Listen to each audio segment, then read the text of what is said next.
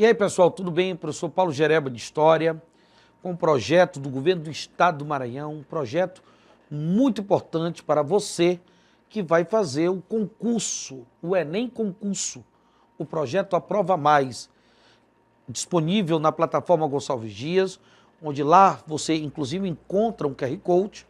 Você vai lá, baixar o QR Code, para quê? Para que você possa pegar a parte teórica das nossas aulas e até mesmo trabalhar mais questões, mais exercícios que com certeza, assim como essas aulas, vão ajudar você a ser aprovado nesse concurso federal, ok? Professor Paulo Gereba de História, nós vamos trabalhar a realidade brasileira. Evidente que quando se fala da realidade brasileira, se pode discutir vários momentos históricos. E o momento histórico da realidade brasileira que nós iremos observar hoje é o momento da chamada Primeira República Brasileira. A Primeira República, que tem diversas denominações. Ela é chamada de República do Café com Leite, República dos Coronéis, República Velha, República, basicamente, ali no começo, ela teve o nome até de República da Espada, pelo fato de militares como Deodoro e Floriano comandarem os primeiros anos desse Estado republicano. Uma república que surge a partir de um golpe político, que é o golpe da proclamação da República no dia 15 de novembro de 1889. Um golpe que não conta com a participação dos setores populares. Um golpe que conta com a participação do Exército e de civis republicanos ligados à economia cafeeira de São Paulo, além do apoio de alguns setores da classe média do Rio de Janeiro. Esse Estado republicano, ele surge sem a participação dos setores populares. E o que vai se observar, uma das questões que se observa dentro da realidade brasileira da Primeira República, nessa República Velha, são diversos movimentos sociais.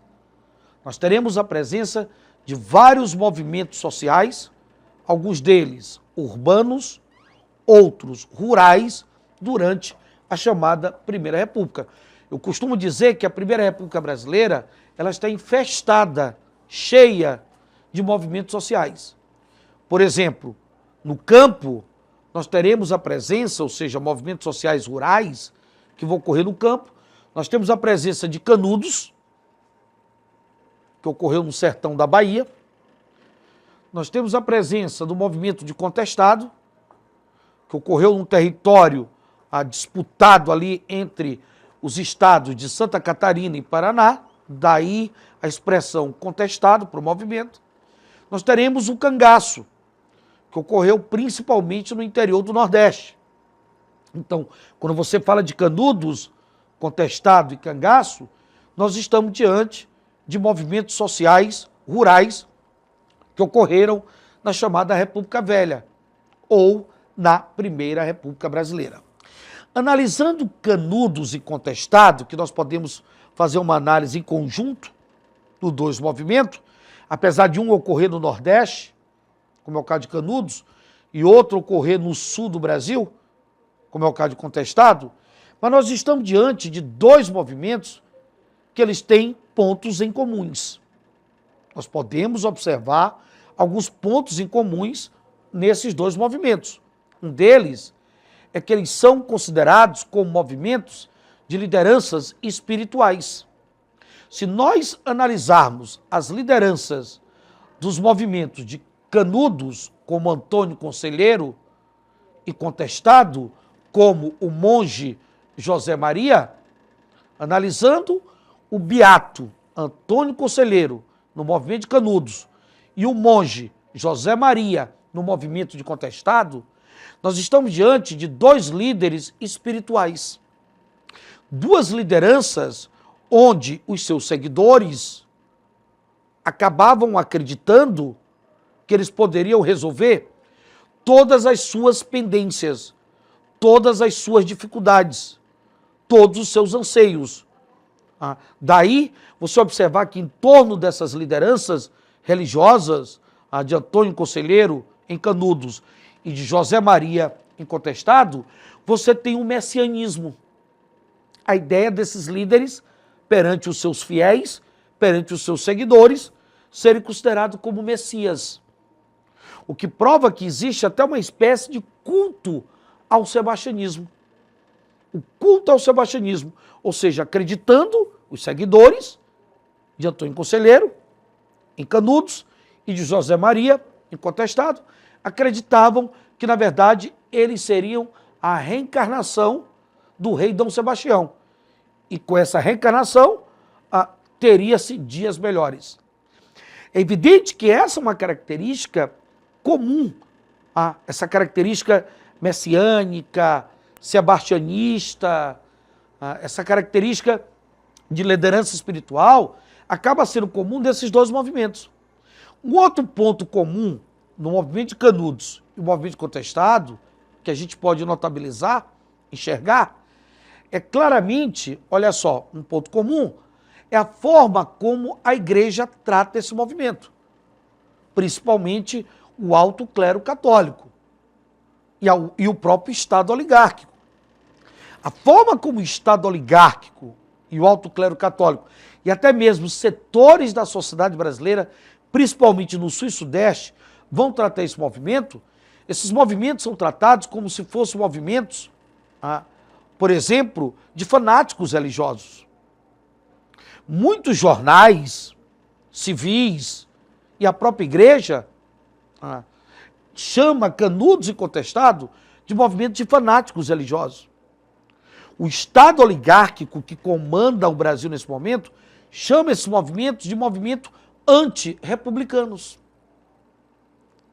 Caracteriza esses movimentos como se fossem movimentos contra a modernização, chamada de república. Como se fossem movimentos o quê? Monarquistas. E, na verdade, nós não estamos diante de movimentos que defendem a bandeira da monarquia ou se posicionam contra a república. Eles fazem críticas à república. Você pode até dizer que Antônio Conselheiro, lá em Canudos, tem concepções monarquistas, mas por uma questão muito mais religiosa e não no sentido econômico e social. Porque nós estamos diante de dois movimentos populares. Canudos e Contestado são movimentos populares. Canudos, um movimento de carência social. Contestado, um movimento de reivindicação social. Um outro ponto comum, porque a carência e a reivindicação diferenciam os dois movimentos. Um outro ponto comum é a violenta repressão. Apesar da resistência de Canudos, Canudos e Contestado foram movimentos duramente reprimidos pelo Estado oligárquico. Quando você fala do cangaço, que é um movimento que ocorre no interior, principalmente do Nordeste, onde o bando mais famoso foi o bando de Lampião, Maria Bonita, na verdade, o cangaço, apesar de todas as contradições que existem em torno dele, apesar das várias visões que existem em torno do cangaço, mas nós estamos diante de um movimento que, para alguns estudiosos, ele tem um caráter de banditismo social, apesar de algumas críticas que outros estudiosos fazem em relação a essas práticas de banditismo. Aquela ideia de tirar de quem tem e distribuir para quem não tem. Mas eles são bandidos. Eles invadem propriedades, eles praticam assassinatos, eles realizam sequestros. Então, há uma prática de banditismo dentro do cangaço. Mas é preciso observar que alguns bandos distribuíam parte dessas riquezas para, por exemplo, setores humildes da sociedade sertaneja nordestina. Entretanto, alguns estudiosos chamam atenção para observar que o movimento do cangaço, alguns bandos, estiveram também à disposição do Estado oligárquico. Em determinado momento da Primeira República Brasileira, principalmente ali durante os chamados movimentos tenentistas, durante os movimentos tenentistas, o governo oligárquico federal, ele chega a contratar bandos de cangaceiros para poder perseguir, por exemplo, aqui no Nordeste, a Coluna Prestes. O levante tenentista que passou aqui pelo Nordeste, chamado de coluna prestes. Então, para alguns estudiosos, o cangaço, ele acaba sendo um movimento que também serve aos interesses, a pelo menos alguns bandos de cangaceiros, serviram aos interesses do Estado oligárquico, ok? Então, estão aqui os chamados movimentos sociais rurais que predominaram na chamada República Velha ou na Primeira República Brasileira. Mas nessa Primeira República nós temos também a presença de movimentos urbanos. Nós teremos a presença dos chamados movimentos urbanos nessa República Velha ou nessa Primeira República Brasileira. É o caso da Revolta da Chibata, é o caso da Revolta da Vacina, é o caso do movimento operário. Quando você olha para a Revolta da Chibata, para a Revolta da Vacina, como movimento operário, nós estamos diante de movimentos sociais urbanos que ocorreram na Primeira República Brasileira. Movimentos como, por exemplo, a Revolta da Chibata, que tem a participação de marujos e marinheiros, ou seja, uma baixa patente da Marinha, ela está como grande protagonista desse movimento, como carro-chefe. Observa-se que o líder do movimento é o marinheiro João Cândido, o almirante dos mares, o almirante negro, como na música do João Bosco e o Aldir Blanc. O almirante negro, o almirante dos mares, ele, na verdade, está aqui como líder do movimento da Chibata. Um movimento que, se nós analisarmos, né, basicamente, ele luta contra uma memória escravagista que ainda persiste nas elites brancas da chamada Marinha Brasileira. Principalmente, quando eu falo elite, é do alto comando. Se você olha para o alto comando da Marinha Brasileira, ele é um alto comando formado por uma elite branca. Uma elite branca que ainda tem uma memória escravagista. E se diz que ela tem uma memória escravagista, por quê?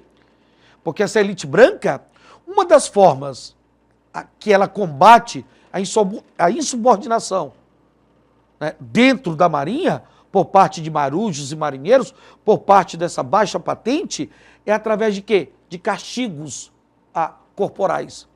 Ela utiliza os castigos corporais como uma forma de reprimir esses marujos e marinheiros, que são mulatos, que são negros, que são mestiços. Além deles ganharem baixo soldo, eles ganhavam baixos salários, certo? Esses setores da Marinha, da baixa patente, além de ter dificuldade de conseguir uma ascensão na hierarquia da Marinha Brasileira, até mesmo pelos trabalhos prestados para a Marinha. Muitos deles tinham condição de sair daquela condição subalterna de marinheiro e passar para uma condição superior na hierarquia da Marinha Brasileira. Então, eles se revoltam, há uma revolta onde eles chegam a tomar de assalto até o navio, ameaçavam bombardear, inclusive, o Palácio da Guanabara, que era o palácio presidencial na época. O Rio de Janeiro é a sede do governo. Porém, há uma repressão violenta do movimento. Apesar do governo ter acabado com os castigos corporais na Marinha, mas há uma violenta repressão desse movimento. Nós temos também a Revolta da Vacina. A Revolta da Vacina, que na verdade é um movimento popular, apesar de ter setores políticos que se envolvem no movimento. Os jacobinistas chegam a se envolver no movimento tentando se aproveitar contra o quê? Seus adversários oligárquicos. Mas nós estamos diante de um movimento que o ponto de partida dele é basicamente um projeto de modernização autoritária do governo federal e da Prefeitura do Rio de Janeiro, no que diz respeito à cidade do Rio de Janeiro. Ou seja, destruir os cortiços para ampliar os aspectos urbanos da cidade do Rio de Janeiro. Uma forma de combater uma série, inclusive, de doenças que estavam ali presentes nessa cidade, principalmente na área portuária e na área central do Rio de Janeiro. Muitos cortiços foram demolidos, muitos desses cortiços, inclusive com algumas pessoas, com alguns moradores dentro deles. Ou seja, uma modernização autoritária. A sociedade ela vai para as ruas não contra a modernização, mas ela vai para as ruas contra o autoritarismo da forma que o governo trabalha essa modernização. Aliado a isso, nós temos a campanha de vacinação obrigatória do governo federal, também encampada pela Prefeitura do Rio de Janeiro, onde a vacinação era obrigatória, as pessoas eram pegas à força para serem vacinadas, onde não existiu nenhuma campanha de conscientização para mostrar a importância da vacinação para aquela sociedade. Então, uma vacinação também imposta e autoritária. E a sociedade vai para as ruas não contra a vacina, mas contra o autoritarismo, ou a forma como o governo está impondo esse programa de vacinação. Ok? E você tem as manifestações na cidade do Rio de Janeiro, onde a população vai para as ruas, monta barricada, apesar da repressão do governo, o próprio governo é obrigado a recuar no que diz respeito à questão da vacinação obrigatória. E aí você tem esses elementos que pertencem à revolta da vacina. Com relação ao movimento operário, as manifestações operárias que ocorreram na Primeira República Brasileira, no primeiro momento, o nosso operariado ele foi formado por imigrantes europeus, principalmente italianos, no primeiro momento da República. A partir de 1920, a maioria dos nossos operários, eles vêm ali do campo brasileiro. No primeiro momento, as ideias que vão contemplar os operários brasileiros são as ideias do anarco-sindicalismo. No segundo momento, são as ideias do comunismo. Observe que, durante a Primeira República Brasileira, esses operários reivindicam por direitos trabalhistas, como salário mínimo, redução da jornada de trabalho, descanso semanal e até mesmo direitos para ter participação sindical. Porque os sindicatos e qualquer tipo de associação de trabalhadores eram proibidos. As greves eram proibidas, apesar de terem ocorridas. Como a greve de 1917. Foi considerada a maior greve que teve no Brasil da Primeira República Brasileira, apesar da proibição. Por quê? Porque o Estado oligárquico tratava o movimento operário como um caso de polícia. A ordem pública seria um caso de polícia, ou seja, uma violenta repressão sobre esses movimentos que reivindicavam principalmente direitos trabalhistas. Essa é a grande bandeira de luta do movimento operário brasileiro na Primeira República, ok? Então, esses foram os movimentos, algumas considerações sobre os movimentos sociais urbanos da chamada República Velha Brasileira. E aqui nós temos uma questão que vai tratar sobre esses movimentos, que nos fala o seguinte: eu mesmo me apresento, sou Antônio Vicente Mendes Maciel, provim da batalha de Deus versus demônio, com a res pública, marca de Caim, uma crítica à república. Moisés, do Êxodo ao Deuteronômio, sou natural de Quexeramobim, o Antônio Conselheiro deste chão, que vai ser mar e o mar vai ser sertão. Aqui se faz referência ao líder espiritual do movimento de Canudos, Antônio Conselheiro. O poema escrito em 2001 contribuiu para a construção de uma determinada memória sobre o movimento de Canudos, ao retratar seu líder como o quê? Repare que ele mostra que o líder vai lutar contra o demônio, que esse demônio é a república. Esse demônio é a república, seria a marca de Caim. Então, é evidente que o que nós estamos observando, que o poema, ele acaba mostrando o quê? Uma crítica do líder de Canudos, Antônio Conselheiro, ao regime político recém-proclamado, ou seja, a república. Ele critica a república, ele tem até ideias monarquistas, mas o que não quer dizer que o movimento de Canudos seja um movimento monarquista, não. O movimento é um movimento popular, de carência social. Ok? Então a resposta é a letra A. O mestre-sala dos mares. Há muito tempo, nas águas da Guanabara, o dragão do mar reapareceu, na figura de um bravo marinheiro, a quem a história não esqueceu. Conhecido como Almirante Negro, tinha a dignidade de um mestre-sala, e ao navegar pelo mar, com seu bloco de fragatas, foi saudado no porto pelas mocinhas francesas, jovens polacas e por batalhas de mulatas. Rubras cascatas chorravam nas costas dos negros pelas pontas das chibatas. Na história brasileira, a revolta da chibata, liderada por quem?